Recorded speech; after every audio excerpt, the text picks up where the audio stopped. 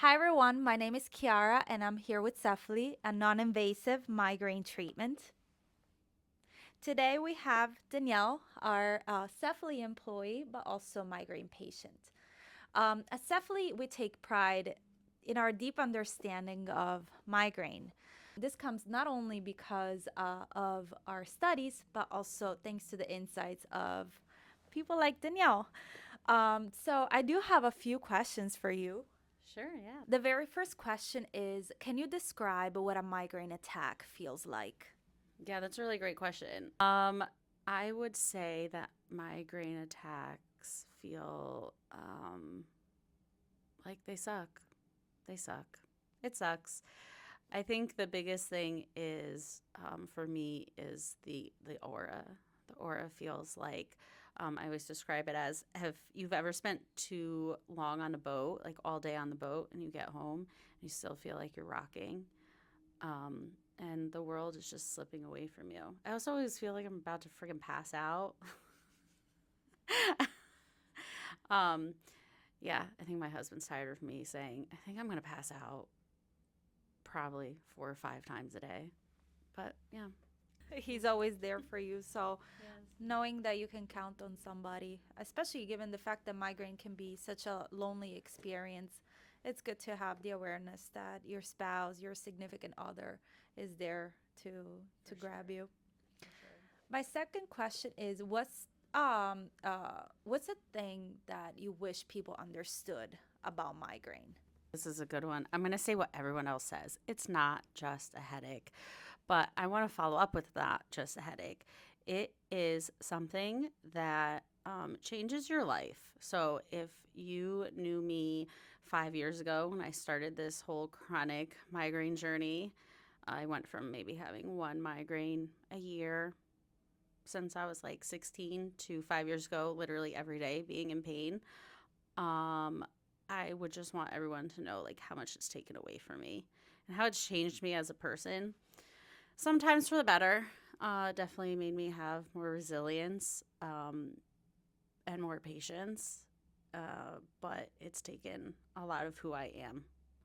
A lot of hobbies, particularly, that I've put myself into are taken away from me. So it changes you as a person when you're chronic, for sure. Definitely takes a lot of effort to get your life back or get To get back out to of the. bed. Yeah. I don't want to get out of bed.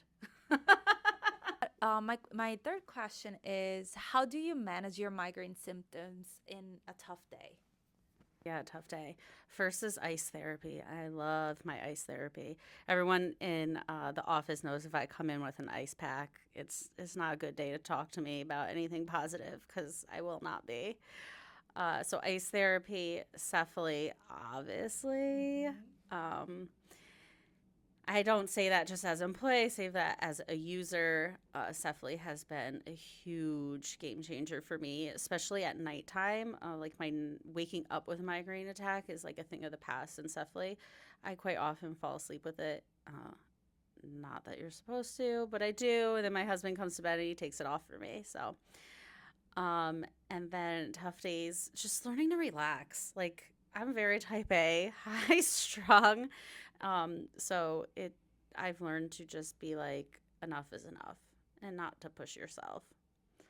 But yeah, ice therapy, CEFALY, and the occasional Nurtec or pharmaceutical that's in my packet. I don't go anywhere without my little go bag. I love my I love my go bag, but definitely self care first. You were mentioning that you included CEFALY in your nighttime routine. Tell us a little bit more about that. How do you use the CEFALY device? Oh yeah, I love my nighttime routine. It starts off with a cup of chamomile tea with honey, and then it's all of my face stuff. I love all my products. I've found such great products that don't have any scents, low chemicals. Scents was a huge thing for me, so it was exciting to find good products like that. And then once I put everything down from like here down, all my creams and serums and everything, and then I go do my CEFALY treatment. And then this is going to sound ridiculous, but like, I don't even worry about putting serums on my forehead because I do fall asleep with the CEFALY. And I'm like, oh, I get Botox. It's okay. I don't need serum or cream on there anyways. So, yeah, that's not, it makes literal no sense, but it makes me feel better about not having to worry about that. I just chalk it up. And, honestly, feeling relief with my CEFALY at nighttime is better than putting cream on. Sometimes I'll get back up and put cream on, but putting it part of my routine has helped. I already had that established nighttime skincare, wind down. I turn my phone off too. I lied. I don't turn it off. I used to, and then I was like, I can't do this. I found this accessibility setting where you could put red screen on. So I do that. Because I don't, like I said, I don't know how to relax. So I'll scroll through my phone first, and then I'll usually fall asleep. What is this red accessibility thing that you're talking about? Now you have to share with everybody. You Yeah. can't gatekeep. Yeah, I will not gatekeep. I will send anyone who wants it information. I have all my friends using it and my husband. No blue light in my room at all. It's a setting in your iPhone, and then you could set it up. I just touch the volume button and the off button 3 times, and it turns everything red. So That's so it gets rid of it. Yeah, it's genius. That's really cool. I did not know about that. So I feel like that can be game changer for a lot of people. Well, my last question is more, I would say, community based.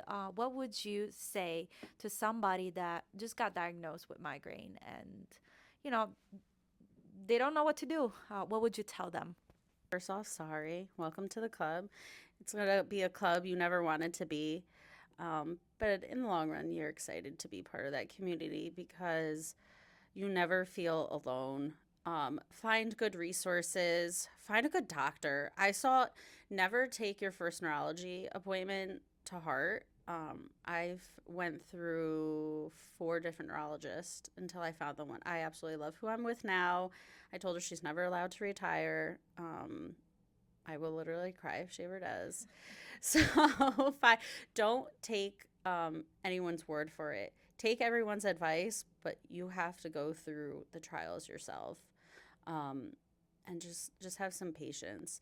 I also found this past year I stopped chasing who I used to be, and I really worked through that. Have a good therapist, dude. Have a good talk therapy. Do it. Um, there's a lot of talk therapists out there that deal with chronic pain. I was lucky to find one, I think like through BetterHelp or Octave. Check them out. Not that I'm not out here promoting other brands, but it happens. Talk therapy. Stop trying to chase.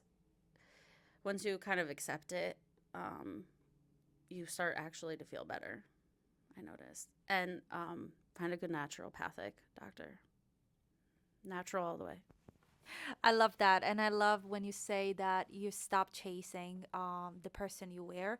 One of Cephaly's mottos is get back to life.